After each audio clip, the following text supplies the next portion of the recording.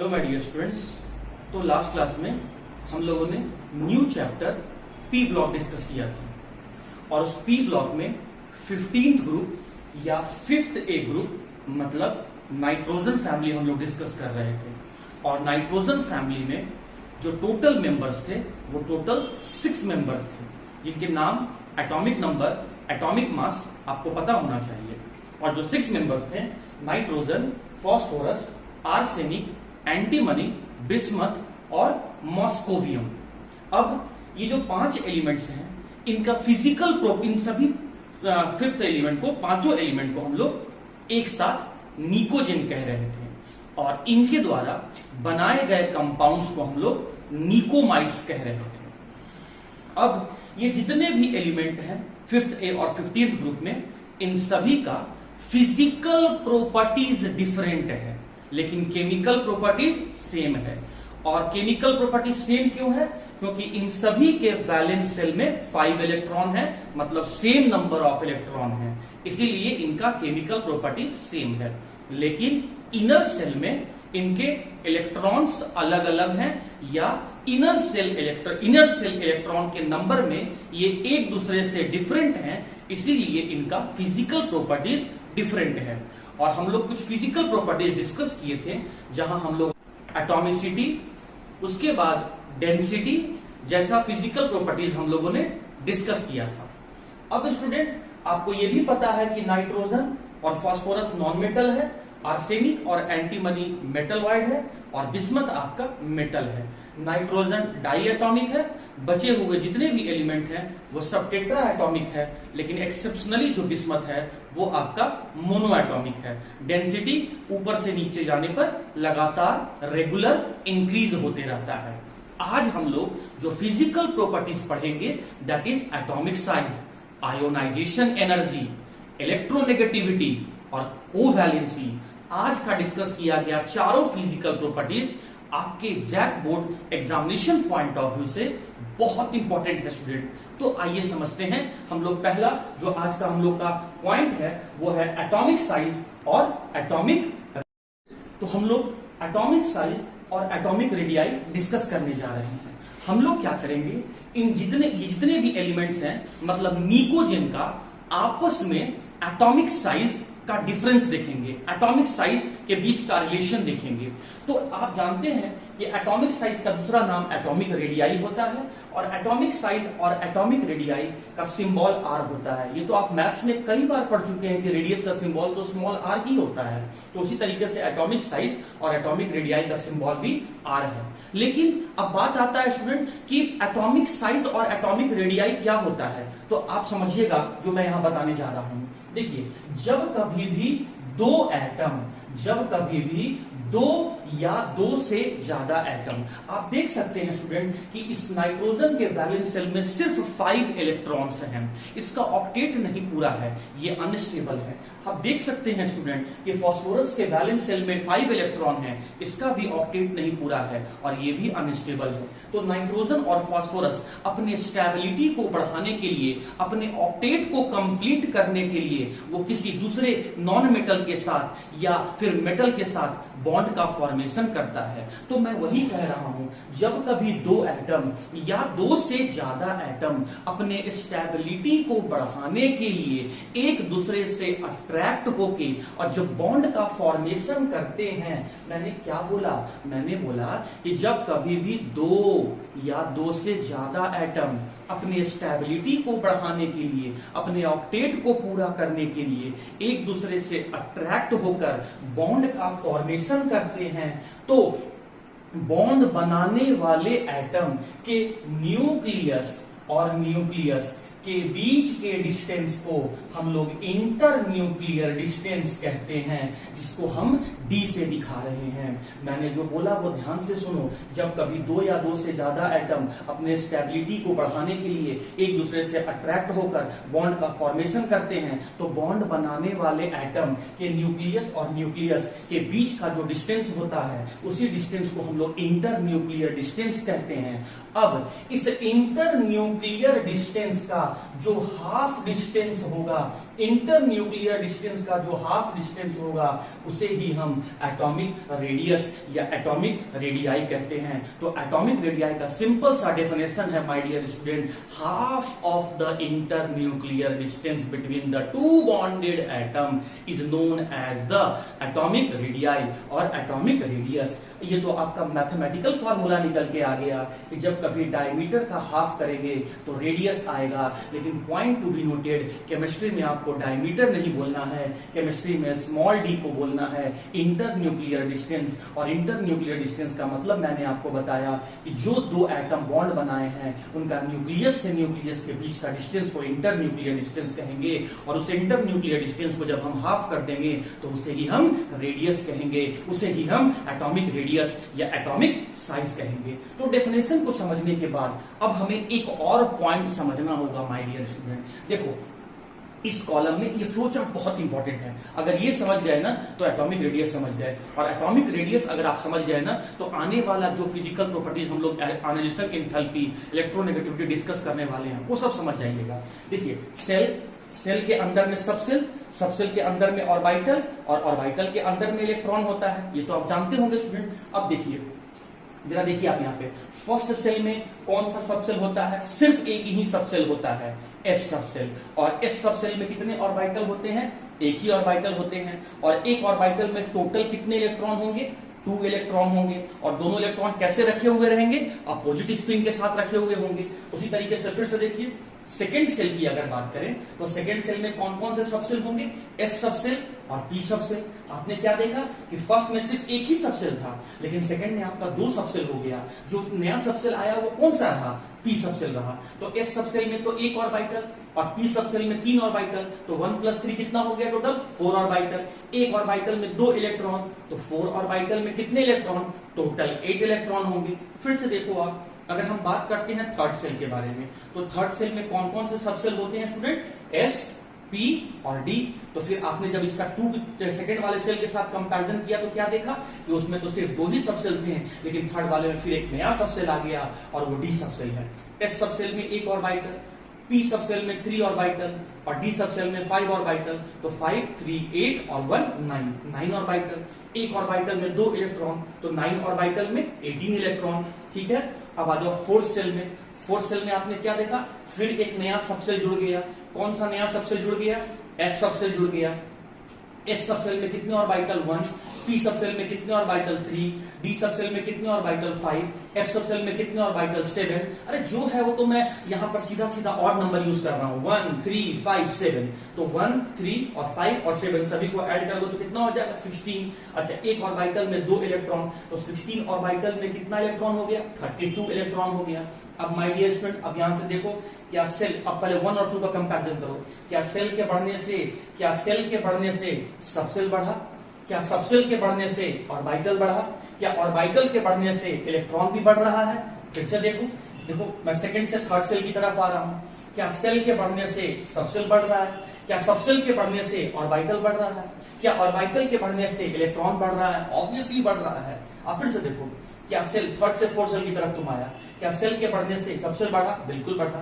क्या सबसेल के बढ़ने से ऑर्बिटल बढ़ा, बिल्कुल बढ़ा। क्या ऑर्बिटल के बढ़ने से इलेक्ट्रॉन बढ़ा, बिल्कुल बढ़ा। और अगर इलेक्ट्रॉन बढ़ते चला जा रहा है माय डियर स्टूडेंट्स, तो इलेक्ट्रॉन के बीच में क्या किस तरह का फोर्स काम करेगा, सेम चार्ज के बीच में तो हमेशा फोर्स ऑफ रिपल्सन काम करेगा। और जरा मेरे हाथों पे गौर करना, अगर मैं इसको एक इलेक्ट्रॉन मान रहा हूं और इसको एक अलग इलेक्ट्रॉन नेगेटिव चार्ज पार्टिकल मान रहा हूं, तो अगर इन दोनों के बीच में रिपल्सन हो रहा है तो देखो इस रिपल्सन के कारण से देखो क्या हुआ, दोनों के बीच का डिस्टेंस बढ़ गया, मतलब दोनों के बीच का साइज बढ़ चुका है। तो वही मैं कह रहा हूं कि सेल के बढ़ने से सबसेल बढ़ता है, सबसेल के बढ़ने से ऑर्बिटल बढ़ता है, ऑर्बिटल के बढ़ने से इलेक्ट्रॉन बढ़ता है, इलेक्ट्रॉन के बढ़ने से फोर्स ऑफ रिपल्सन बढ़ता है, फोर्स ऑफ रिपल्सन के बढ़ने से एटॉमिक साइज बढ़ जाता है। माय डियर स्टूडेंट्स, मैं इसी ट्रेंड को मैं यहां लिख रहा हूं, आप अपने कॉपी में नोट डाउन कर लेना ताकि आगे आने वाले पी ब्लॉक के चैप्टर में ये ट्रेंड आपको याद रहे।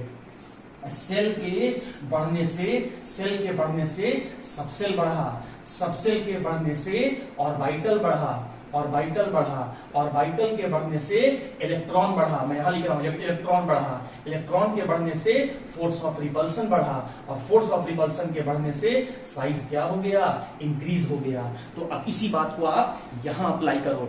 जब आप ग्रुप में टॉप टू बॉटम चल के आ रहे हो, मतलब नाइट्रोजन से जब आप बिस्मथ की तरफ आ रहे हो, तो जरा देखो क्या आउटर मोस्ट सेल में सेल का नंबर बढ़ रहा है। नाइट्रोजन का आउटर मोस्ट सेल क्या है, 2 है। फास्फोरस का आउटर मोस्ट सेल क्या है, 3 है। 2 से 3 हो गया, बढ़ा, सेल का वैल्यू बढ़ा।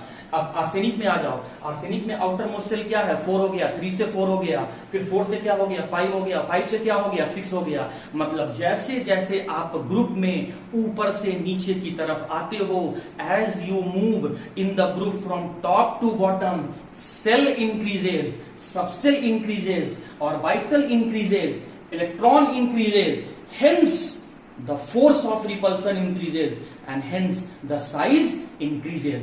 आपको सीधा एक वर्ड बोलना है, ये तो इसका लॉजिक है। बचा हुआ जितना पॉइंट है स्टूडेंट, ये सब तो इसका लॉजिक है। आपको सिर्फ एक वर्ड बोलना है कि जब हम ग्रुप में टॉप टू बॉटम मूव करते हैं, नंबर ऑफ सेल इंक्रीज कर जाता है, और उस नंबर ऑफ सेल के इंक्रीज करने के कारण से ही एटॉमिक साइज या एटॉमिक रेडियाई जो है वो आपका इंक्रीज हो जाता है। तो उम्मीद करते हैं स्टूडेंट आपको ये बात। कंक्लूसिव पॉइंट मैंने क्या बोला स्टूडेंट, कि ग्रुप में ऊपर से नीचे आते हैं तो सेल का वैल्यू बढ़ते जाता है, और इसीलिए एटॉमिक साइज या एटॉमिक रेडियस इंक्रीज करते चला जाता है। तो अगर मैं ऑर्डर की बात करूंगा, और किस तरह की ऑर्डर के बारे में बात कर रहा हूं, increasing order of atomic radii. तो नाइट्रोजन से बड़ा साइज किसका होगा, फास्फोरस का। फास्फोरस से बड़ा साइज किसका होगा, आर्सेनिक का। आर्सेनिक से बड़ा एटॉमिक रेडियस साइज किसका होगा, एंटीमनी का। और एंटीमनी से बड़ा साइज किसका होगा, बिस्मथ का होगा। लेकिन माय डियर स्टूडेंट एक पॉइंट आप और सुनो, देखो आपको ये वैल्यू याद नहीं करना है, ये एटॉमिक साइज का वैल्यू लिखा हुआ है, ये सब एटम्स है, और ये नाइट्रोजन के एटम, फास्फोरस के एटम्स, ये सब लिखे हुए हैं आपके सामने, और इन सभी का एटॉमिक साइज या एटॉमिक रेडियस लिखा हुआ है। अब देखो इस बात को, आपको वैल्यू नहीं याद करना है, आपको ऑर्डर लेकिन जरूर से याद करना है। देखिए जब आप नाइट्रोजन से आप फास्फोरस की तरफ जा रहे हैं, तो देखिए वैल्यू इंक्रीज कर रहा है, एटॉमिक रेडियस इंक्रीज कर रहा है, और कितना से इंक्रीज कर जा रहा है, 30 पिकोमीटर का डिफरेंस आ जा रहा है, 30 पिकोमीटर का डिफरेंस आ जा रहा है। लेकिन अब आप जब फास्फोरस से आर्सेनिक की तरफ आइए, जब आप फास्फोरस से आर्सेनिक की तरफ आ रहे हैं, तो सिर्फ 11 पिकोमीटर साइज में इंक्रीज आ रहा है, और जब आप एंटीमनी से बिस्मथ की तरफ आ रहे हैं, तो ये मात्र 7 पिकोमीटर से एटॉमिक साइज या एटॉमिक रेडियस बढ़ रहा है। तो यहां पर एक पॉइंट हमें ये कंक्लूसिव पॉइंट ये समझ में आता है कि नाइट्रोजन और से फास्फोरस की तरफ जाने में एटॉमिक साइज ज्यादा बढ़ता है, लेकिन फास्फोरस से आर्सेनिक या फिर एंटीमनी से बिस्मथ जाने में एटॉमिक साइज कम बढ़ रहा है। ऐसा क्यों हो रहा है कि इसके कंपैरेटिवली, नाइट्रोजन फास्फोरस के कंपैरेटिवली आर्सेनिक एंटीमनी में या एंटीमनी बिस्मथ में एटॉमिक रेडियाई का इंक्रीज कम हो रहा है। तो इसके पीछे लॉजिक है माय डियर स्टूडेंट कि आर्सेनिक में इनर सेल डी सबसेल है, बिस्मथ में इनर मोस्ट सेल आपका 4f सबसेल है। मैंने अभी अभी आपको बताया था कि सेल के इंक्रीज करने से सबसेल ऑर्बिटल, इलेक्ट्रॉन और फोर्स ऑफ रिपल्सन बढ़ता है। फोर्स ऑफ रिपल्सन जितना ज्यादा होगा, एटॉमिक रेडियस उतना ज्यादा बढ़ेगा। अरे तुमको जितना जोर से हम धक्का देंगे, तुम उतना पीछे, उतना दूर जाके गिरोगे। तुमको जितना धीरे से हम धक्का देंगे, तुम उतना पीछे, उतना कम पीछे जाओगे। तो वो डिपेंड करता है कि मैं तुम्हारे ऊपर कितना फोर्स ऑफ रिपल्सन एक्सर्ट कर रहा हूं, अप्लाई कर रहा हूं। आप जानते हैं कि डी सबसेल के ऑर्बिटल में रहने वाला इलेक्ट्रॉन या फिर एफ सबसेल के ऑर्बिटल में रहने वाला इलेक्ट्रॉन पुअर रिपल्सन लगाता है, पुअर स्क्रीनिंग इफेक्ट लगाता है, पुअर शील्डिंग इफेक्ट लगाता है। और जब पुअर रिपल्सन लगाएगा तो ऑब्वियसली जो आपका साइज का इंक्रीमेंट होगा, साइज में जो बढ़ोतरी होगा वो थोड़ा कम ही होगा। तो due to presence of inner most D subshell and inner most F subshell orbital electron, मैं फिर से बोल रहा हूं, due to presence of inner shell inner most subshell, shell नहीं, inner most subshell D and innermost subcell F, there is very less repulsive force and hence the increment in atomic size or atomic radii is also very less. तो उम्मीद करता हूं atomic size और atomic radii का, पहले atomic size का definition, atomic size क्यों बढ़ा, एटॉमिक साइज का ऑर्डर कैसा होता है, और उसके बाद जो एटॉमिक साइज में इंक्रीमेंट होता है वो ग्रुप में नीचे जाने पर बढ़ता जरूर है, लेकिन जो बढ़ोतरी होता है, जो इंक्रीमेंट होता है वो कम देखा गया है due to presence of inner most D subshell orbital electron and inner most F subshell orbital electron. Atomic radius और एटॉमिक साइज के बारे में ये बहुत इंपॉर्टेंट पॉइंट्स और बहुत अच्छे कंसेप्ट आपको समझ में आ गए होंगे। ओके स्टूडेंट, तो हम लोग अब नेक्स्ट टॉपिक की तरफ मूव करते हैं जिसे हम आयोनाइजेशन। तो एटॉमिक साइज, एटॉमिक रेडियस को समझने के बाद एक और बहुत इंपॉर्टेंट फिजिकल प्रॉपर्टीज हम लोग देखने जा रहे हैं और वो है आयोनाइजेशन इंथैल्पी। अब इंथैल्पी का सिंबल क्या है माय डियर स्टूडेंट? इंथैल्पी का सिंबल होता है डेल्टा एच। डेल्टा एच ये इंथैल्पी का सिंबल है और इंथैल्पी के आगे क्या लिखा हुआ है? आयोनाइजेशन। तो ये डेल्टा और एच के बीच में मैं एक अल्फाबेट स्मॉल आई लिख रहा हूं। अब ये डेल्टा एच आई पढ़ने का तरीका है डेल्टा एच आई, और आज के बाद कभी भी अगर डेल्टा एच आई कहीं लिखा हुआ है तो आप समझ जाना कि आयोनाइजेशन इंथैल्पी लिखा हुआ है। अब पहले तो हम लोग ये समझेंगे कि आयोनाइजेशन इंथैल्पी क्या होता है। तो इसके लिए मैंने क्या किया स्टूडेंट, एक एटम कंसीडर किया। वो कौन से टाइप का एटम है? ए टाइप का। मान लेते हैं, कंसीडर कर लेते हैं कि कोई ए टाइप का एटम है, लेकिन वो एटम कैसा है? न्यूट्रल है। न्यूट्रल मतलब उसमें कोई चार्ज नहीं है, वो न तो कैटायन होना चाहिए और न तो एनायन होना चाहिए, मतलब ये नहीं होना चाहिए, न्यूट्रल एटम होना चाहिए। उसके बाद कैसा होना चाहिए? आइसोलेटेड एटम होना चाहिए। ये कैसा बना हुआ है? ये तो बॉन्डेड है, जहां पर एक एटम ए दूसरे एटम ए के साथ जुड़ा हुआ है, तो बॉन्डेड भी नहीं होना चाहिए। कैसा होना चाहिए? अकेला, सिंगल, नॉन बॉन्डेड, आइसोलेटेड।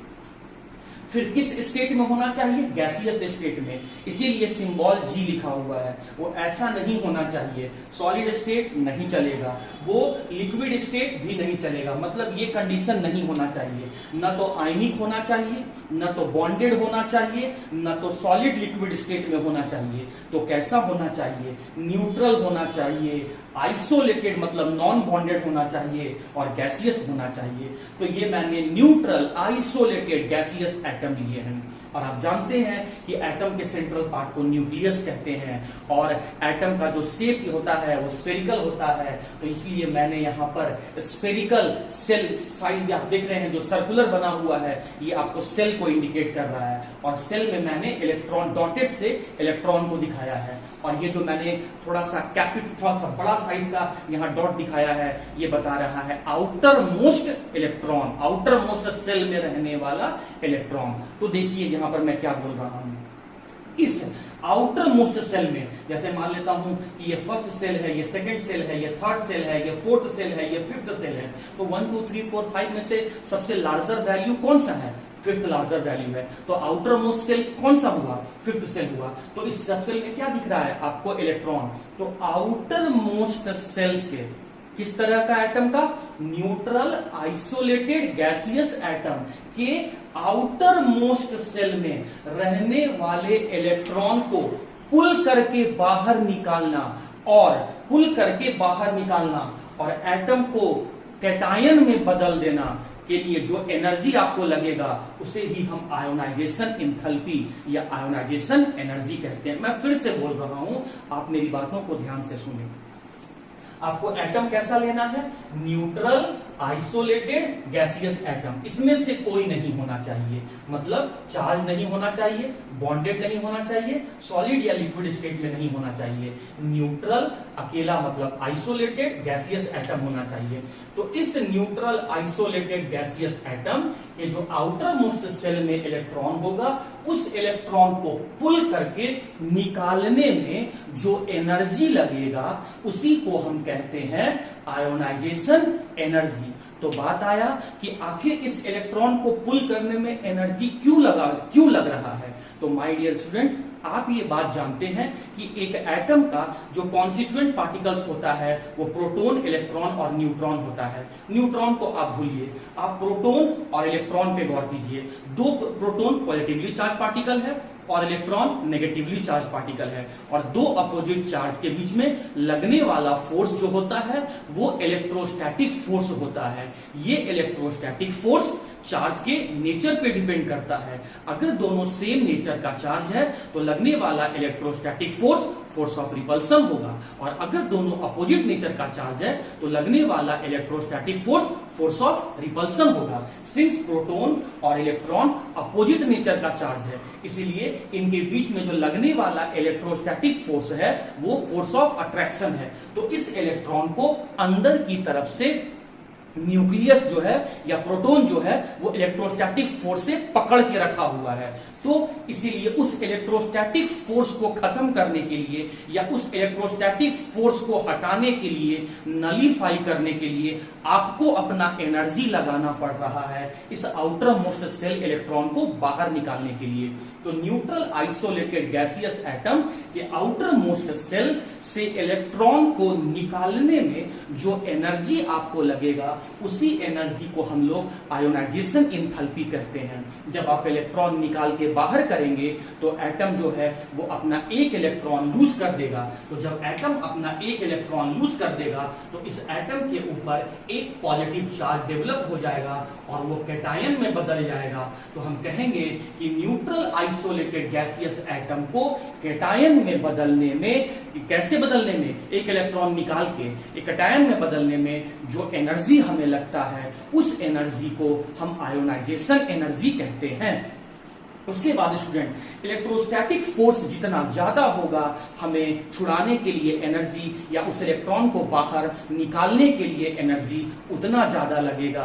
और बात अगर इलेक्ट्रोस्टैटिक फोर्स का, अगर यहाँ पर बात अगर इलेक्ट्रोस्टैटिक फोर्स का है तो इसका मतलब यहाँ पर कूलम्ब्स लॉ एप्लीकेबल होगा। और आपको पता होगा माय डियर स्टूडेंट कि कूलम्ब्स लॉ जो है वो कूलम्ब्स लॉ कहता है कि force is inversely proportional to the distance between the force is inversely proportional to the square of the distance between the charge। मतलब चार्ज के बीच का डिस्टेंस जितना ज्यादा होगा, चार्ज के बीच का डिस्टेंस जितना ज्यादा होगा, फोर्स ऑफ अट्रैक्शन उतना ही कम होगा। या फिर हम कह सकते हैं चार्ज के बीच का डिस्टेंस जितना कम होगा, फोर्स ऑफ अट्रैक्शन उतना ही ज्यादा होगा। और ये साइज का ऑर्डर आप जानते हैं, और साइज का ऑर्डर अगर आप जानते हैं तो आपको लगने वाला फोर्स ऑफ अट्रैक्शन भी पता है, और अगर लगने वाला फोर्स ऑफ अट्रैक्शन आपको पता है तो आपको लगाने वाला आयोनाइजेशन एनर्जी का वैल्यू भी पता होगा। अभी अभी आपने कहा था कि ग्रुप में ऊपर से नीचे जाने पर साइज, एटॉमिक साइज बढ़ते चला जा रहा है। तो माय डियर स्टूडेंट, अगर एटॉमिक साइज बढ़ते चला जा रहा है, नाइट्रोजन से बिस्मथ की तरफ आने पर अगर एटॉमिक साइज बढ़ते चला जा रहा है तो इसका मतलब फोर्स ऑफ अट्रैक्शन कम होते चला जा रहा है, घटते चला जा रहा है। और फोर्स ऑफ अट्रैक्शन कम होते जा रहा है तो हमें इलेक्ट्रॉन को छुड़ाने में एनर्जी भी कम लगेगा। मतलब डेल्टा एच आई का वैल्यू भी जो होगा वो कम होगा। मतलब ग्रुप में ऊपर से नीचे आने पर आयोनाइजेशन एंथैल्पी डिक्रीज होते जाता है। क्यों आयोनाइजेशन एंथैल्पी डिक्रीज हुआ? क्योंकि एटॉमिक साइज या एटॉमिक रेडियस बढ़ा। सुनो मेरी बात ध्यान से, मैंने क्या बोला कि न्यूट्रल आइसोलेटेड गैसियस एटम के आउटर मोस्ट सेल से इलेक्ट्रॉन को बाहर निकालकर एक न्यूट्रल आइसोलेटेड गैसियस एटम को कैटायन में बदल देने में जो एनर्जी आपको लगाना पड़ेगा वो एनर्जी ही कहलाएगा आयोनाइजेशन एनर्जी। तो आपको एनर्जी कम लगाना पड़ेगा कि ज्यादा लगाना पड़ेगा, वो डिपेंड करेगा कि न्यूक्लियस उस आउटर मोस्ट इलेक्ट्रॉन को स्ट्रांगली पकड़ के रखा है कि लूजली पकड़ के रखा है। और वो स्ट्रांगली और लूजली वो डिपेंड करेगा distance between the nucleus and the valence shell electron. अगर डिस्टेंस बढ़ेगा तो ऑब्वियसली बात है फोर्स ऑफ अट्रैक्शन घटेगा, क्योंकि यही कूलम्ब्स लॉ कहता है। मैंने यहाँ कूलम्ब्स लॉ क्यों लगाया? क्योंकि यहाँ पर इलेक्ट्रोस्टैटिक फोर्स लग रहा है। इलेक्ट्रोस्टैटिक फोर्स क्या होता है? दो स्टैटिक चार्जेस के बीच में लगने वाला फोर्स ऑफ इंटरैक्शन, यही फिजिक्स में पढ़ाया गया होगा। दो स्टैटिक चार्ज में रहने वाला फोर्स ऑफ इंटरैक्शन को इलेक्ट्रोस्टैटिक फोर्स कहते हैं। सिंस इनके बीच में कूलम्बिक फोर्स लग रहा है तो कूलम्ब्स लॉ भी एप्लीकेबल होगा। कूलम्ब्स लॉ अगर एप्लीकेबल होगा तो साइज बढ़ा, नाइट्रोजन से बिस्मथ की तरफ जाने पर साइज बढ़ा तो फोर्स ऑफ अट्रैक्शन घटा। फोर्स ऑफ अट्रैक्शन घटते चला जा रहा है, मतलब न्यूक्लियस का इलेक्ट्रॉन पे पकड़ कम होते चला जा रहा है, तो हमको भी छुड़ाने में एनर्जी कम लगेगा। अरे मैंने पेन को पकड़ रखा है और आपको पेन को छुड़ा के बाहर ले जाना है, अगर मैं पेन को लूजली पकड़ के रखूंगा तो आपको भी कम ही एनर्जी लगाना पड़ेगा। मैं स्ट्रांगली पकड़ के रख लूंगा तो आपको भी पेन को छुड़ाने में ज्यादा एनर्जी लगेगा। सिंस नाइट्रोजन से बिस्मथ की तरफ जाने पर साइज बढ़ रहा है, फोर्स ऑफ अट्रैक्शन घट रहा है, मतलब न्यूक्लियस का इलेक्ट्रॉन पे बाइंडिंग फोर्स कम होते जा रहा है, तो आपको छुड़ाने में एनर्जी भी कम लगेगा। तो जैसे जैसे ग्रुप में ऊपर के नीचे की तरफ गए साइज बढ़ा, इसीलिए आयोनाइजेशन एनर्जी आपका घटते चला जाता है, कम होते चला जाता है। तो अगर मैं आयोनाइजेशन इंथैल्पी का ऑर्डर लिखूंगा स्टूडेंट, अगर मैं आयोनाइजेशन इंथैल्पी का ऑर्डर लिखूंगा तो कम होते चला जा रहा है, तो इसका मतलब है कम होने का मतलब नाइट्रोजन का सबसे ज्यादा। अरे साइज का ऑर्डर क्या था? नाइट्रोजन से बड़ा फास्फोरस, उसके बड़ा आर्सेनिक, उससे बड़ा एंटीमनी और उससे बड़ा बिस्मथ, ये साइज का ऑर्डर था। तो साइज का उल्टा ऑर्डर है, यहाँ पर उल्टा ऑर्डर है, तो इसका मतलब नाइट्रोजन का आयोनाइजेशन एंथैल्पी ज्यादा, उसके बाद फास्फोरस का, उसके बाद आर्सेनिक का, उसके बाद एंटीमनी का, और सबसे कम एनर्जी आपको लगेगा बिस्मथ से इलेक्ट्रॉन निकालने में। ये है स्टूडेंट आयोनाइजेशन एंथैल्पी का ऑर्डर। तो उम्मीद करते हैं आयोनाइजेशन एंथैल्पी का ऑर्डर, आयोनाइजेशन एंथैल्पी का डेफिनेशन और आयोनाइजेशन एंथैल्पी क्यों घटते चला जा रहा है, कम होते चला जा रहा है, लॉजिकली आपको ये बात समझ में आ गया होगा दोनों point examination point of view से। तो हम लोग थर्ड फिजिकल प्रॉपर्टीज, आज का third physical properties electronegativity discuss करने वाले हैं। ये जो वर्ड इलेक्ट्रो है ये तो इलेक्ट्रॉन के लिए है, और नेगेटिव का मतलब होता है गेन करना। पहले तो आप ये जानिए कि इलेक्ट्रोनेगेटिविटी का सिंबल काई होता है, CHI, काई पढ़ते हैं, और इसको थोड़ा सा एक्स जैसा लिखते हैं, लेकिन एक्स में थोड़ा सा नीचे लाइन जो है थोड़ा और बढ़ा के लिखते हैं, तो काई पढ़ते हैं स्टूडेंट्स को। अब इलेक्ट्रोनेगेटिविटी क्या है? वर्ड में ही इसका मीनिंग छुपा हुआ है, इलेक्ट्रॉन को गेन करने का टेंडेंसी। लेकिन कब? शेयर किए गए इलेक्ट्रॉन को। मान लो एक एटम ए है और दूसरा एटम बी है, दोनों ने अपना अपना इलेक्ट्रॉन शेयर किया और शेयर करके यहां पर कोवैलेंट बॉन्ड का फॉर्मेशन किया। तो उसमें क्या हो रहा है स्टूडेंट कि ए जो है वो बी के शेयर किए गए इलेक्ट्रॉन को अपने तरफ पुल कर लिया। तो ये कुछ ऐसा दिखने लगेगा, ये कुछ ऐसा दिखने लगेगा कि ए की तरफ इलेक्ट्रॉन क्लाउड डेंसिटी ज्यादा हो जाएगा और बी की तरफ इलेक्ट्रॉन क्लाउड डेंसिटी कम हो जाएगा। सिंस बी की तरफ से इलेक्ट्रॉन डेंसिटी कम हो गया है तो बी के ऊपर पार्शियल पॉजिटिव चार्ज आ जाएगा, ए के ऊपर इलेक्ट्रॉन क्लाउड डेंसिटी ज्यादा हो गया है तो ए की तरफ पार्शियल नेगेटिव चार्ज का डेवलपमेंट हो जाएगा। तो शेयर किए गए इलेक्ट्रॉन को पुल करके गेन कर लेना, इसी फोर्स को, इसी प्रोसेस को हम लोग इलेक्ट्रोनेगेटिविटी कहते हैं। अब वही बात है student, net force of attraction जितना ज्यादा होगा या नॉन मेटालिक नेचर जितना ज्यादा होगा, इलेक्ट्रोनेगेटिविटी उतना ज्यादा होगा। अरे मेटल का तो स्वभाव इलेक्ट्रॉन को लूज करने का होता है, और नॉन मेटल का स्वभाव मतलब नेचर, बिहेवियर इलेक्ट्रॉन गेन करने का होता है। मैंने कल ही बताया था कि नाइट्रोजन और फास्फोरस नॉन मेटल हैं, एंटीमनी और बिस्मथ मेटलॉइड है, और बिस्मथ जो है वो मेटल है। इसका मतलब जब ग्रुप में आप ऊपर से नीचे आ रहे हैं तो मेटालिक नेचर बढ़ रहा है, मतलब इलेक्ट्रॉन को लूज करने का बिहेवियर और नेचर बढ़ रहा है, और इलेक्ट्रॉन को लूज करने का जब नेचर बढ़ रहा है तो इसका मतलब इलेक्ट्रॉन को गेन करने का नेचर घट रहा है। मैं फिर से बोल रहा हूं, जैसे जैसे हम ग्रुप में ऊपर से नीचे की तरफ आते हैं, metallic nature my dear student on moving from nitrogen to bismuth, nitrogen से बिस्मथ की तरफ आने पर मेटालिक बिहेवियर बढ़ता है, मतलब इलेक्ट्रॉन लूज करने का टेंडेंसी बढ़ता है। इसका मतलब इलेक्ट्रॉन गेन करने का टेंडेंसी घट रहा है, और इलेक्ट्रॉन गेन करने का टेंडेंसी अगर घट रहा है तो ऑब्वियसली इलेक्ट्रोनेगेटिविटी घट रहा है। तो ग्रुप में नाइट्रोजन से बिस्मथ की तरफ आने पर मेटालिक नेचर बढ़ता है, इसीलिए इलेक्ट्रोनेगेटिविटी, आपका मेटालिक नेचर बढ़ता है इसीलिए इलेक्ट्रोनेगेटिविटी घटता है। या फिर आप ये भी तो जानते हैं कि फोर्स ऑफ अट्रैक्शन जितना ज्यादा होगा इलेक्ट्रॉन को गेन करने का टेंडेंसी उतना ज्यादा होगा। अरे ऊपर से नीचे आने पर तो साइज बढ़ रहा है। अरे आप ये फॉर्मूला कूलम्बिक फोर्स आप जानते हैं my dear student, force of attraction is inversely proportional to r. ऊपर से नीचे आने पर क्या हो रहा है, ग्रुप में नाइट्रोजन से बिस्मथ की तरफ आने पर क्या हो रहा है, साइज बढ़ रहा है, और साइज बढ़ रहा है तो फोर्स ऑफ अट्रैक्शन कम हो रहा है, तो न्यूक्लियस का फोर्स ऑफ अट्रैक्शन कम हो रहा है, तो इसका मतलब इलेक्ट्रॉन गेन करने का टेंडेंसी घटते चला जा रहा है। तो सीधा सीधा हम लोग कह सकते हैं कि नाइट्रोजन से बिस्मथ आने पर साइज बढ़ते चला जा रहा है या फिर मेटालिक नेचर बढ़ते चला जा रहा है। साइज बढ़ते चला जा रहा है या फिर मेटालिक नेचर बढ़ते चला जा रहा है, और इसी कारण से इलेक्ट्रॉन को गेन करने का टेंडेंसी घटते चला जा रहा है, और इसीलिए इलेक्ट्रोनेगेटिविटी घटते चला जा रहा है। तो इलेक्ट्रोनेगेटिविटी कम होते जा रहा है, तो इलेक्ट्रोनेगेटिविटी का ऑर्डर क्या होगा, ऑर्डर होगा सबसे ज्यादा नाइट्रोजन का, उसके बाद फास्फोरस का, उसके बाद आर्सेनिक का, उसके बाद एंटीमनी का, और ये लगभग एंटीमनी और बिस्मथ का जो इलेक्ट्रोनेगेटिविटी का वैल्यू होता है ये सेम होता है। इन दोनों का इलेक्ट्रोनेगेटिविटी का वैल्यू 1.9 होता है।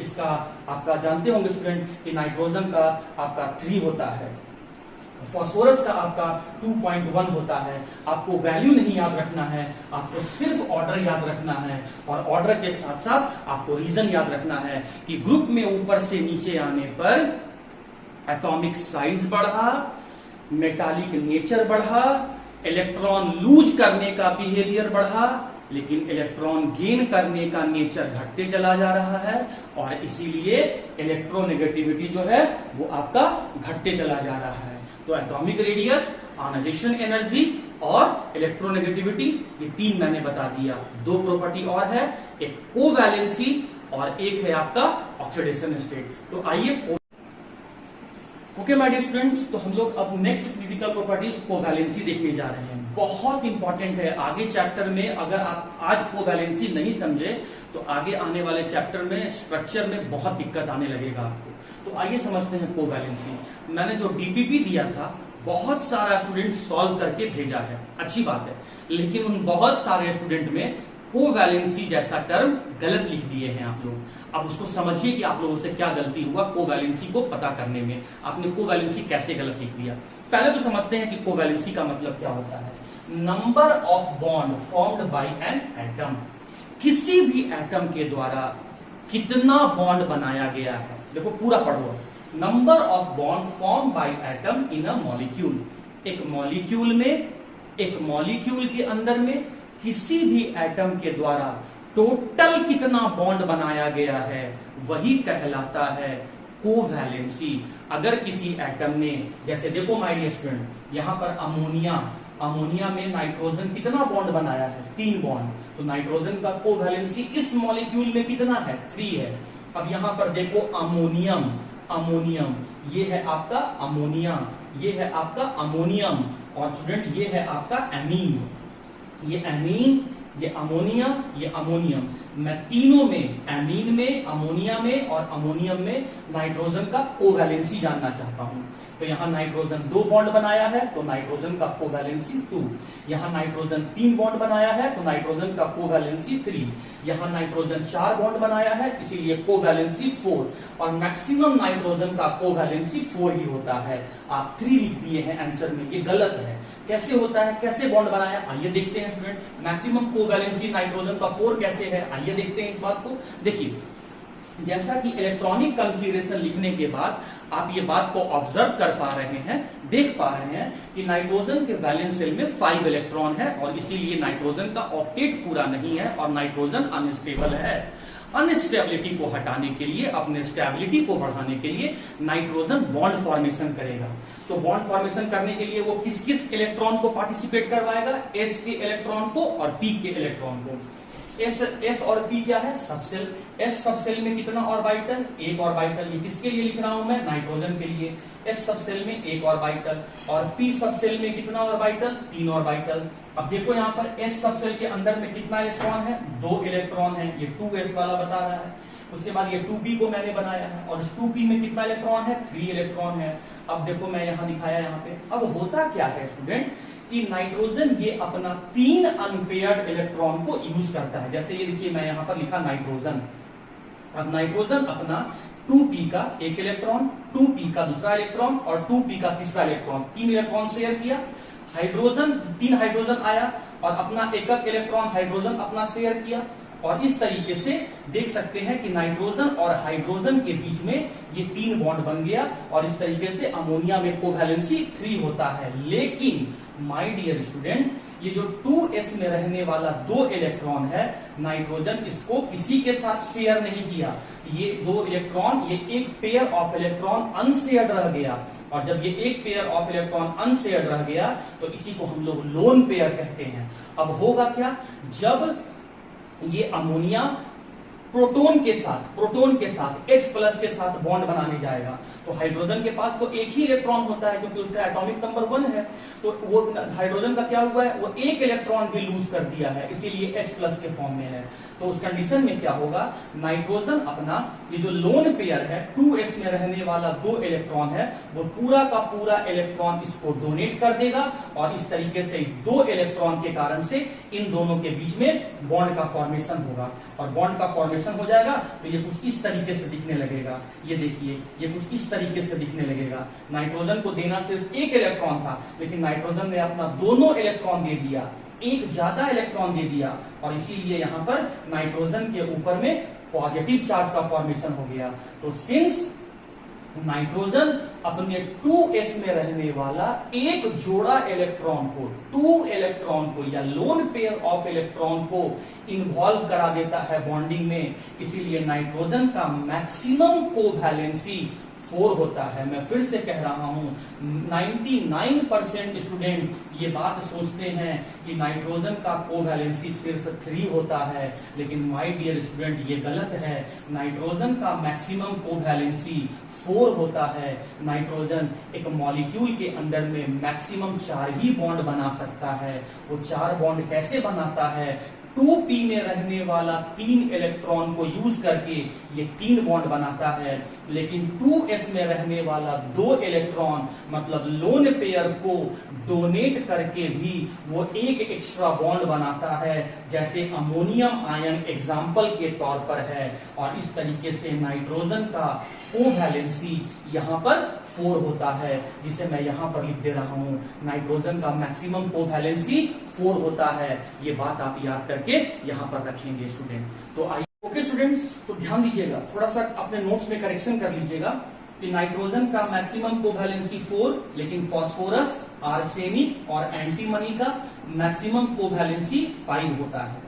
तो आइए देखते हैं कैसे बाकी लोग का आपका जो कोवैलेंसी है वो 5 होता है। जैसे एग्जांपल के तौर पे बात करेंगे तो फास्फोरस PCl5 भी बनाता है, PCl5 भी बनाता है। तो इसका मतलब यहाँ पर फास्फोरस का मैक्सिमम कोवैलेंसी कितना दिख रहा है, 5 दिख रहा है। तो बात आया स्टूडेंट कि फास्फोरस का मैक्सिमम कोवैलेंसी 5 कैसे हुआ। नाइट्रोजन का सर उसी ग्रुप में रहने वाला नाइट्रोजन भी मेंबर था, लेकिन उसका तो 5 नहीं हुआ, फास्फोरस का 5 कैसे हुआ। तो देखिए, ध्यान से देखिए, फास्फोरस के वैलेंस शेल में भी 5 इलेक्ट्रॉन है, इसका भी ऑक्टेट पूरा नहीं है, ये भी अनस्टेबल है, ये भी ऑक्टेट पूरा करना चाहेगा, ये भी स्टेबल होना चाहेगा, ये भी बॉन्ड फॉर्मेशन में पार्टिसिपेट करता है अपने आउटर मोस्ट सेल या वैलेंस इलेक्ट्रॉन को यूज करके।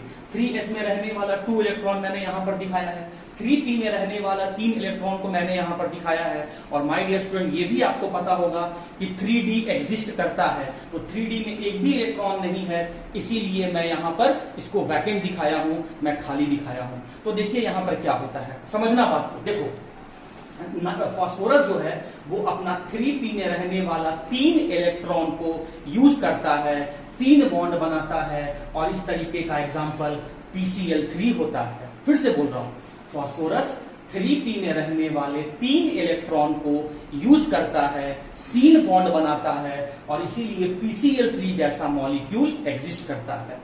3s में रहने वाला जो एक पेयर ऑफ इलेक्ट्रॉन है, जिसको वो शेयर नहीं किया, जिसको वो लोन पेयर के फॉर्म में रखे हुए हैं, इसमें 2 इलेक्ट्रॉन में से एक इलेक्ट्रॉन को एक्साइट करवा के, मतलब एक्स्ट्रा एनर्जी देके 3s से मूव करा के इस एक इलेक्ट्रॉन को मूव करा के 3d में भेज देता है। तो अब जब 3s का 2 इलेक्ट्रॉन में से एक इलेक्ट्रॉन जब आपका 3p में चला गया, तो अब देखिए टोटल अनपेयर्ड इलेक्ट्रॉन का संख्या 5 हो गया। टोटल अनपेयर्ड इलेक्ट्रॉन 5 हो गया। अब इस पांचों इलेक्ट्रॉन को शेयर करके फास्फोरस 5 बॉन्ड बनाता है, जिसका एग्जाम्पल PCl5 है।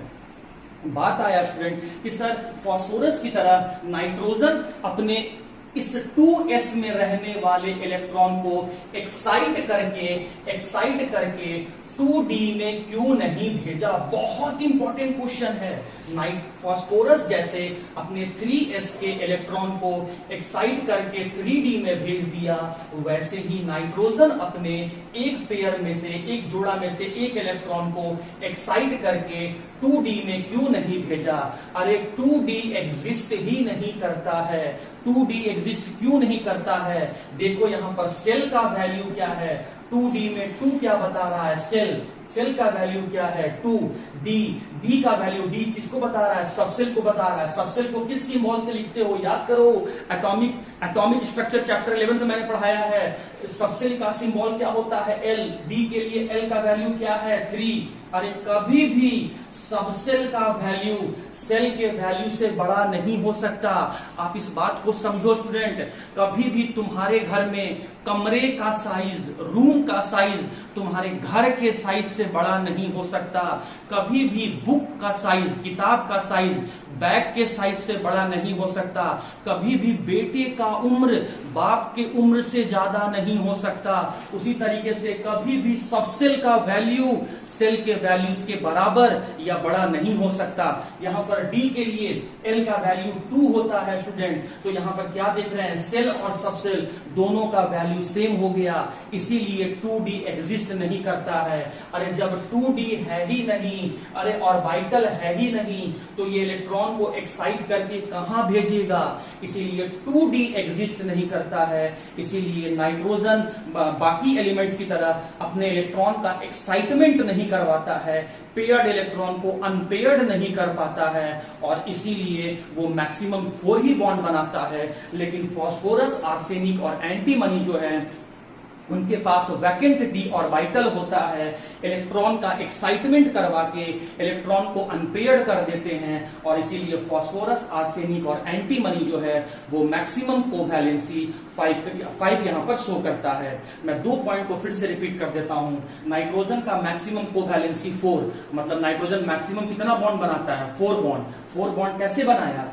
पी में रहने वाले 3 अनपेयर्ड इलेक्ट्रॉन से 3 बॉन्ड बनाया, और एस में रहने वाला 2 इलेक्ट्रॉन, एक पेयर इलेक्ट्रॉन को पूरा डोनेट करके चौथा बॉन्ड बना देता है, जिसका एग्जांपल अमोनियम है।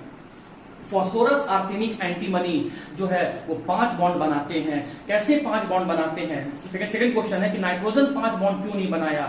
नाइट्रोजन मैक्सिमम कोवैलेंसी 5 क्यों नहीं शो किया? इसका आंसर जाएगा, नाइट्रोजन के पास 2d वैकेंट ऑर्बिटल नहीं होता है। 2d वैकेंट ऑर्बिटल नहीं होता है, इसलिए नाइट्रोजन मैक्सिमम कोवैलेंसी 4 शो करता है। लेकिन फास्फोरस, आर्सेनिक और एंटीमनी इनके पास वैकेंट डी ऑर्बिटल होते हैं, इसीलिए इलेक्ट्रॉन को एक्साइटमेंट करवा के इलेक्ट्रॉन को अनपेयर्ड कर लेते हैं और मैक्सिमम 5 कोवैलेंसी शो करते हैं।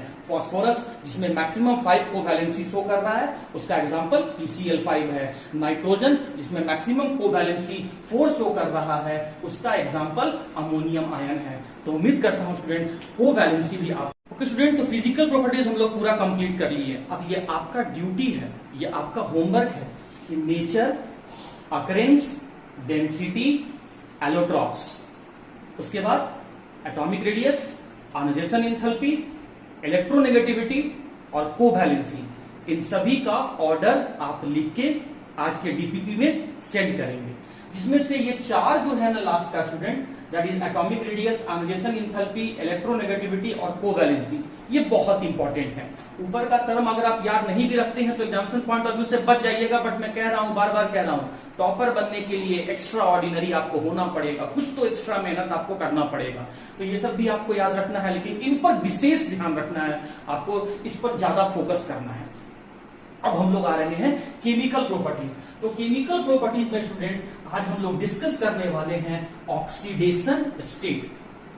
तो सबसे पहला बात आया कि ऑक्सीडेशन स्टेट होता क्या है। आइए इसी बात को हम लोग समझ लेते हैं। सीधा सीधा अगर हम आपसे बात करें, ऑक्सीडेशन स्टेट का मतलब है इलेक्ट्रॉन को लूज करके या इलेक्ट्रॉन को गेन करके, दोनों होता है, इलेक्ट्रॉन को लूज करके या इलेक्ट्रॉन को गेन करके अपने आप को स्टेबल बना लेना, इसी को कहते हैं ऑक्सीडेशन स्टेट।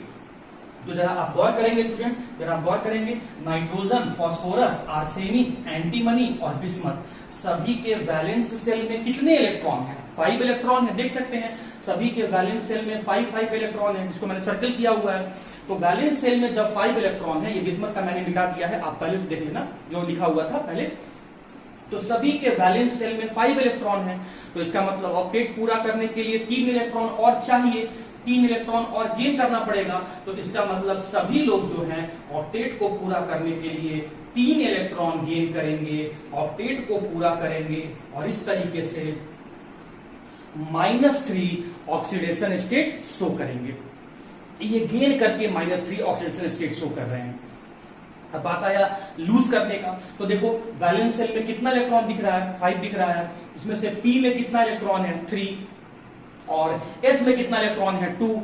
अगर सिर्फ पी से लूज करेगा तो +3, लूज करने के बाद तो पॉजिटिव साइन ही आता है। अगर सिर्फ पी सबसेल के इलेक्ट्रॉन को लूज करेगा तो +3। एस और पी दोनों में से, बैलेंस सेल के एस और पी दोनों में से इलेक्ट्रॉन लूज कर देगा तो +5। तो इसका मतलब क्या हुआ? नाइट्रोजन -3 से लेकर +5 ऑक्सीडेशन स्टेट शो करता है। -3, -2, -1, 0, +1, +2, +3, +4, +5, इतना ऑक्सीडेशन स्टेट नाइट्रोजन शो करता है। फास्फोरस में भी देखो गेन करके तो -3 शो किया, अब लूज करने का बात आया, सिर्फ पी से लूज किया, सिर्फ पी सबसेल से लूज किया तो +3 शो कर रहा है। एस और पी दोनों से लूज किया तो ये भी +5 शो कर रहा है। एग्जैक्टली उसी तरीके से आर्सेनिक और एंटीमनी का भी होगा, उसी तरीके से आर्सेनिक और एंटीमनी का भी होगा, उसी तरीके से बिस्मथ और आपका यहां पर बिस्मथ का भी +3 और +5 होगा। लेकिन यहां से एक बात आपको याद रखना है, पहले तो आपको ये याद रखना है कि ऑक्सीडेशन स्टेट का मतलब क्या होता है। इलेक्ट्रॉन को गेन करके या इलेक्ट्रॉन को लूज करके, ये मैं ब्लू और ब्लैक से इसीलिए बनाया हूं, एक गेन वाला है तो दूसरा लूज वाला है। इलेक्ट्रॉन को गेन करके या इलेक्ट्रॉन को लूज करके अपने आप को स्टेबल बनाने में जितना इलेक्ट्रॉन का लूज किया गया या जितना इलेक्ट्रॉन को गेन किया गया उसे ही हम ऑक्सीडेशन स्टेट कहते हैं। जो इस ग्रुप के जो मेंबर्स हैं वो -3 और -3 से लेकर +5 ऑक्सीडेशन स्टेट शो करते हैं। मोस्ट कॉमन ऑक्सीडेशन स्टेट क्या होगा? -3 होगा। अब एक बात और सुनते जाना, जैसे जैसे ध्यान देना स्टूडेंट, जैसे जैसे हम ग्रुप में ऊपर से नीचे जाएंगे +5 शो करने का टेंडेंसी, देखो +5 सब शो कर रहा है, लेकिन जैसे जैसे हम ग्रुप में ऊपर से नीचे की तरफ जाएंगे +5 शो करने का टेंडेंसी, मतलब 5 इलेक्ट्रॉन को लूज करने का टेंडेंसी ये घटते चला जाएगा। क्यों घटते चला जाएगा? इसके पीछे रीजन है inert pair effect. My dear student, बहुत इंपॉर्टेंट बात मैं बोल रहा हूं, ये पता नहीं कितने एग्जाम में ये क्वेश्चन पूछा गया है और अभी मैं 2 क्वेश्चन इसके बाद डिस्कस करूंगा कि सभी कोई -3, +3 और +5 शो कर रहे हैं, लेकिन +5 5 इलेक्ट्रॉन लूज करने का सबसे ज्यादा टेंडेंसी किसका है? नाइट्रोजन का। और सबसे कम टेंडेंसी किसका है? बिस्मथ का। नाइट्रोजन जैसे ही 5 इलेक्ट्रॉन को लूज करेगा वो हीलियम का कॉन्फ़िगरेशन अचीव कर लेगा। 1s2 किसका होता है? 2 इलेक्ट्रॉन किसका होता है? हीलियम का होता है। और हीलियम कैसा है? इनर्ट गैस है। तो नाइट्रोजन 5 इलेक्ट्रॉन को लूज करके इनर्ट गैस हीलियम के कॉन्फ़िगरेशन को अचीव कर लेता है।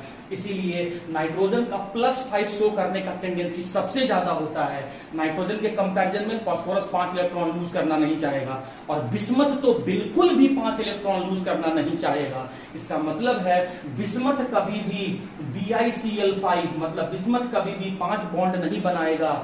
BiCl5 कभी नहीं बनता है क्योंकि बिस्मथ 5 इलेक्ट्रॉन लूज करना नहीं चाहता है। बिस्मथ 5 इलेक्ट्रॉन क्यों लूज करना नहीं चाहता है, या ग्रुप में ऊपर से नीचे आने पर 5 इलेक्ट्रॉन लूज करने का टेंडेंसी कम क्यों हो जाता है, +5 ऑक्सीडेशन स्टेट शो करने का टेंडेंसी कम क्यों हो जाता है, उसका एक वर्ड में आंसर है inert pair effect. Inert pair effect क्या होता है? देखो, पेयर का मतलब होता है एक जोड़ा, एक जोड़ा का मतलब होता है 2 इलेक्ट्रॉन, और 2 इलेक्ट्रॉन होता है s सबसेल। s सबसेल में रहने वाला इलेक्ट्रॉन बॉन्डिंग में पार्टिसिपेट नहीं करता है, इसीलिए s सबसेल के इलेक्ट्रॉन लूज नहीं होते हैं, और यही कहलाता है इनर्ट पेयर इफेक्ट। मैं फिर से कह रहा हूं, इनर्ट पेयर इफेक्ट का मतलब होता है s सबसेल में रहने वाला इलेक्ट्रॉन बॉन्डिंग में पार्टिसिपेट नहीं करता है, उसे ही हम इनर्ट पेयर इफेक्ट कहते हैं। बात आया इनर्ट पेयर इफेक्ट बिस्मथ में ही क्यों लगा, नाइट्रोजन में क्यों नहीं अप्लाई हुआ? इसके पीछे रीजन के लिए आप बिस्मथ का इलेक्ट्रॉनिक कॉन्फ़िगरेशन देखें। अगर आप बिस्मथ का इलेक्ट्रॉनिक कॉन्फ़िगरेशन देखेंगे तो ये हो जाएगा जेनॉन, ये हो जाएगा स्टूडेंट, माय स्टूडेंट ध्यान से देखना, ये हो जाएगा 4F14, और उसके बाद हो जाएगा आपका 6S2, और ये हो जाएगा 6P3। जेनॉन का एटॉमिक नंबर 54 और 14 68, उसके बाद 5D10 68 और 10 कितना हो गया 78 और 2 कितना हो गया 80 और 3 कितना हो गया 83। अब देखो यहां पर मैं क्या बोल रहा हूं कि बिस्मथ के s सबसेल के इलेक्ट्रॉन बॉन्डिंग में पार्टिसिपेट नहीं करते हैं, उसके पीछे रीजन है लैंथेनाइड कॉन्ट्रैक्शन। बिस्मथ के s सबसेल के इलेक्ट्रॉन बॉन्डिंग में क्यों नहीं पार्टिसिपेट किए? बिस्मथ इनर्ट पेयर इफेक्ट क्यों शो किया? लैंथेनाइड कॉन्ट्रैक्शन के कारण से। लैंथेनाइड कॉन्ट्रैक्शन क्या होता है? 4F subshell electron, 4F subshell में रहने वाला इलेक्ट्रॉन, 4F सबसेल में रहने वाला इलेक्ट्रॉन आउटर सेल इलेक्ट्रॉन के ऊपर, 4th सेल में 4F सबसेल में रहने वाला इलेक्ट्रॉन आउटर सेल इलेक्ट्रॉन के ऊपर कम रिपल्सन लगाता है। इस कम रिपल्सन लगाने के कारण से जेड इफेक्टिव बढ़ जाता है। जेड इफेक्टिव क्या होता है? Net force of attraction. तुम पहले नेट फोर्स ऑफ अट्रैक्शन समझो, पहले तुम जेड इफेक्टिव समझो। मैं एक लाइन में समझाने का कोशिश कर रहा हूं। जैसे तुमने मुझे 1000 रुपए फीस दिया, मैंने तुम्हें 200 रिटर्न कर दिया, तो नेट कितना निकल के आया? नेट 800 निकल के आया। तुमने मुझे 1000 दिया, बदले में मैंने तुम्हें 200 रिटर्न कर दिया, तो नेट अभी 800 तुम्हारे तरफ, मतलब तुम हमको नेट 800 दिया है। उसी तरीके से स्टूडेंट न्यूक्लियस भी इलेक्ट्रॉन के ऊपर अट्रैक्शन फोर्स लगाता है, और अंदर में रहने वाला सब इलेक्ट्रॉन जो है उस वैलेंस इलेक्ट्रॉन के ऊपर फोर्स ऑफ रिपल्सन लगाता है। अगर इलेक्ट्रॉन कम रिपल्सन लगाएगा तो nucleus net force of attraction जो है वो न्यूक्लियस का बढ़ जाएगा। इस बात को ऐसे समझो, मेरे और तुम्हारे बीच में यहां इलेक्ट्रॉन है, यहां पर इलेक्ट्रॉन है, ठीक है। मैं न्यूक्लियस हूं, मैं उस आउटर मोस्ट इलेक्ट्रॉन को पुल कर रहा हूं, और अंदर में रहने वाला इलेक्ट्रॉन जो है उस आउटर इलेक्ट्रॉन को रिपल्सन लगा रहा है। मैं पुल कर रहा हूं और बाकी सब रिपल्सन लगा रहा है उस आउटर इलेक्ट्रॉन के ऊपर। अगर बाकी सब जो रिपल्सन लगा रहा है वो कम होगा तो इसका मतलब मेरा नेट फोर्स ऑफ अट्रैक्शन होगा वो तो बढ़ जाएगा। अगर बाकी सब 3 न्यूटन का फोर्स लगा रहा है और मैं 5 न्यूटन का फोर्स लगा रहा हूं तो 2 न्यूटन का फोर्स एक्स्ट्रा लगा, 2 न्यूटन का अट्रैक्शन फोर्स ज्यादा लगा। यही बात यहां पर होता है कि बिस्मथ में लैंथेनाइड कॉन्ट्रैक्शन होता है, मतलब 4F में रहने वाला इलेक्ट्रॉन जो है वो आउटर इलेक्ट्रॉन पर 6S वाले इलेक्ट्रॉन पर कम रिपल्सन लगाता है, जिसके कारण से 6S में रहने वाले इलेक्ट्रॉन को न्यूक्लियस स्ट्रांगली पकड़ के रख लेता है, मतलब जेड इफेक्टिव बढ़ जाता है। 2 वर्ड को मैं जोड़ने जा रहा हूं। बिस्मथ में लैंथेनाइड कॉन्ट्रैक्शन होता है, इस लैंथेनाइड कॉन्ट्रैक्शन होने के कारण से Z effective net force of attraction बढ़ जाता है, इसीलिए 6S में रहने वाला इलेक्ट्रॉन बॉन्डिंग में पार्टिसिपेट नहीं करता है, सिर्फ 6P में रहने वाला इलेक्ट्रॉन पार्टिसिपेट करता है। तो इसका मतलब बिस्मथ जो है वो +5 ऑक्सीडेशन स्टेट नहीं शो करता है, वो सिर्फ -3 के अलावा +3 शो करता है। और सिर्फ +3 क्यों शो किया? Inert pair effect. Inert pair effect क्या हुआ? S सबसेल में रहने वाला इलेक्ट्रॉन बॉन्डिंग में पार्टिसिपेट नहीं करता है। क्यों नहीं पार्टिसिपेट करता है? क्योंकि बिस्मथ में लैंथेनाइड कॉन्ट्रैक्शन होता है। ये क्या होता है? 4F में रहने वाला इलेक्ट्रॉन 6s में रहने वाले इलेक्ट्रॉन पे कम रिपल्सन लगाता है, जिसके कारण से जेड इफेक्टिव बढ़ जाता है, न्यूक्लियस का फोर्स ऑफ अट्रैक्शन बढ़ जाता है। इसीलिए s में रहने वाला इलेक्ट्रॉन बॉन्डिंग में भाग नहीं लेता है, सिर्फ 6p में रहने वाला इलेक्ट्रॉन बॉन्डिंग में भाग लेता है। 6p में 3 इलेक्ट्रॉन होता है, इसलिए बिस्मथ 3 इलेक्ट्रॉन लूज करता है, इसीलिए बिस्मथ +3 ऑक्सीडेशन स्टेट शो करता है। और यही वजह है कि बिस्मथ कभी भी 5 बॉन्ड नहीं बनाएगा, बिस्मथ आपका सिर्फ 3 बॉन्ड बनाएगा, BiCl5 इसीलिए एग्जिस्ट नहीं करता है। और रीजन एक वर्ड में बोलना होगा तो आप बोलेंगे इनर्ट पेयर। दो इंपॉर्टेंट क्वेश्चन जो कि एकेडमिक पॉइंट ऑफ व्यू से और कॉम्पिटिटिव पॉइंट ऑफ व्यू से बहुत इंपॉर्टेंट है, प्लीज मेरी बातों को ध्यान से सुनना।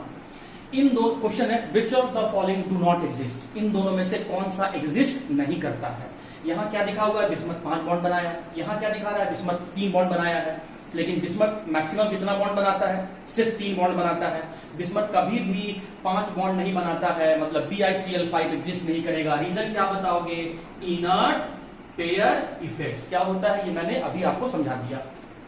सेकंड क्वेश्चन आ जाओ, इसमें से कौन सा एग्जिस्ट नहीं करेगा। तो नाइट्रोजन मैक्सिमम कितना बॉन्ड बनाता है, 4 बॉन्ड बनाता है। यहाँ कितना बॉन्ड बनाया है, 3 बॉन्ड बनाया है, मतलब ये तो होगा।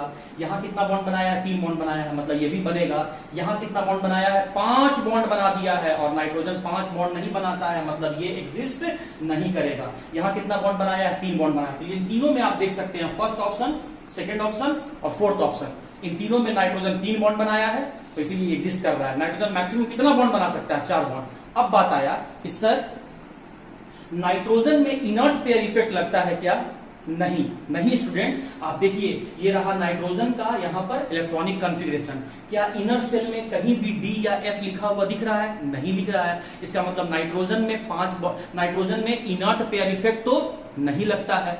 अब जब नाइट्रोजन में इनर्ट पेयर इफेक्ट लग ही नहीं रहा है, तो फिर नाइट्रोजन 5 बॉन्ड क्यों नहीं बना रहा है। जब नाइट्रोजन 5 इलेक्ट्रॉन अपना लूज कर सकता है, तो नाइट्रोजन 5 बॉन्ड क्यों नहीं बना रहा है। तो माय डियर स्टूडेंट, आप एक बात बताओ कि 5वां बॉन्ड बनाने के लिए उसको इस 2s में रहने वाले पेयर्ड इलेक्ट्रॉन को अनपेयर्ड करना होगा, और अनपेयर करने के लिए इसमें से एक इलेक्ट्रॉन को उठा के 2d में करना होगा, लेकिन 2d तो एग्जिस्ट ही नहीं करता है, इसीलिए नाइट्रोजन इलेक्ट्रॉन को अनपेयर नहीं कर पाता है। अगर इसको इलेक्ट्रॉन देना होगा तो दोनों इलेक्ट्रॉन एक साथ देना होगा, तो एक बॉन्ड यहां से बना लेता है और 3 बॉन्ड यहां से बना लेता है, और इसीलिए मैक्सिमम नाइट्रोजन जो है वो 4 बॉन्ड बनाता है। तो यहां से क्वेश्चन आया कि नाइट्रोजन पेंटाहैलाइड क्यों नहीं बनाया। अरे ब्रोमाइड है ना, ब्रोमाइड भी तो हैलोजन है ना। तो nitrogen, 2 question very very important, nitrogen pentahalide क्यों नहीं बनाता है। ग्रुप में सबसे ऊपर रहने वाला नाइट्रोजन 5 बॉन्ड क्यों नहीं बनाया, पेंटाहैलाइड क्यों नहीं बनाया, क्योंकि नाइट्रोजन के पास वैकेंट 2d ऑर्बिटल नहीं होता है। ग्रुप में सबसे नीचे रहने वाला बिस्मथ 5 बॉन्ड क्यों नहीं बनाया, जबकि उसके पास तो वैकेंट d ऑर्बिटल है, क्योंकि वहां पर बिस्मथ के पास इनर्ट पेयर इफेक्ट एप्लीकेबल हो जाता है। तो उम्मीद करता हूं आज का बहुत इंपॉर्टेंट और कंसेप्चुअल टॉपिक आपको समझ में आ गया होगा, और मैं जो होमवर्क दिया आज के लिए स्टूडेंट वो आप बनाएं और वो मुझे भेजें। फिर भी कोई डाउट रह गया है, वीडियो को एक बार फिर से देखें, फिर भी समझ में नहीं आता है तो आप मुझे कॉल करके एक प्रॉपर टाइम में पूछ सकते हैं। तो उम्मीद करता हूं आज का लेक्चर आप लोगों ने बहुत अच्छे से एंजॉय किया होगा।